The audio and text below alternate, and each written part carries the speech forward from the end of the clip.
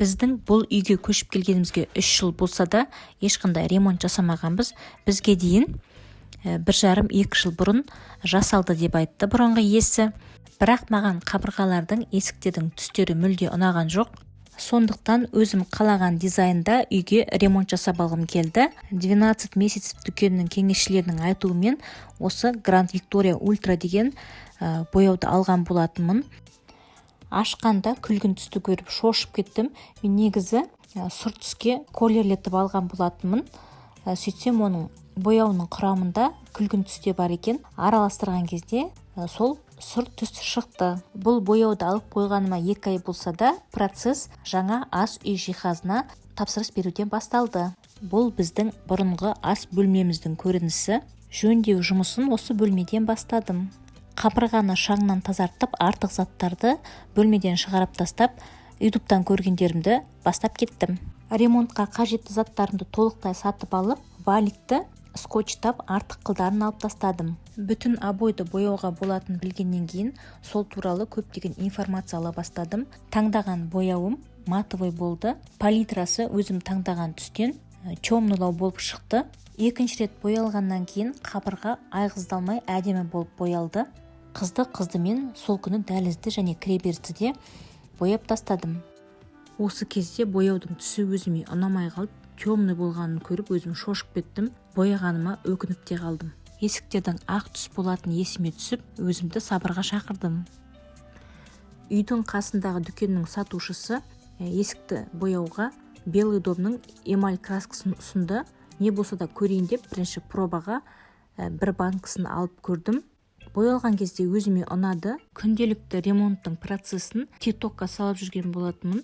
Сол кезде комментарийға бір кісі бұл бояу сарғайып кетуі мүмкін дегеннен кейін бір есікті ғана боядым. Негізі бояу өзіме ұнады. Жылтырап әдемі болып тұрады. Бұл есіктері пленка. Наждакпен қырған жоқпын. Сатушының айтуы бойынша тек қана спиртпен сүртіп алдым. Қабырға әдемі боялды. Обойдың өзінің текстурасы, оюлары әдемі болып көрініп тұрады. Делюкстың бояулары жақсы, сапалы, өзі грунтталған дегеннен кейін дүкеннен осы мебели дерево дегенін сатып алдым. Осындай губкамен шлифовка жасап, спиртпен сүртіп алдым есікті. Бояуға кірістім. Тез кебеді екен. 1 сағаттан кейін келесі слойды жақтым. Валикпен бояғанда 3 слой жақтым әрқайсысына. 2 слой аздық етеді.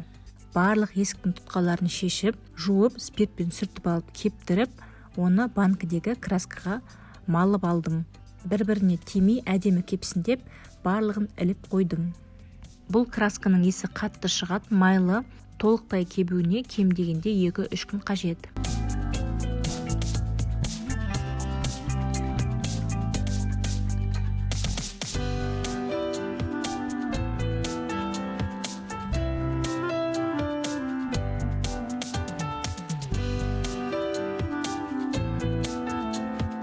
Есікті қабырғаларды бояғаннан кейін, мынау айнаны да бояйыншы деп ақ түске боядым.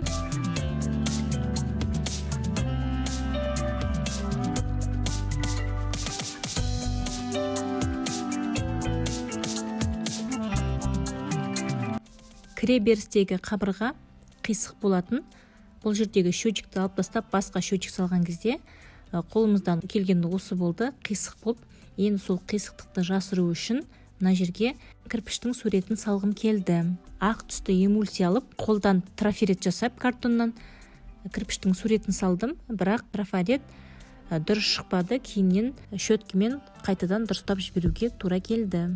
Соңында гүлдің горшогын, кілемдерді ауыстырдық. Үй кәдімгідей жарық болып қалды.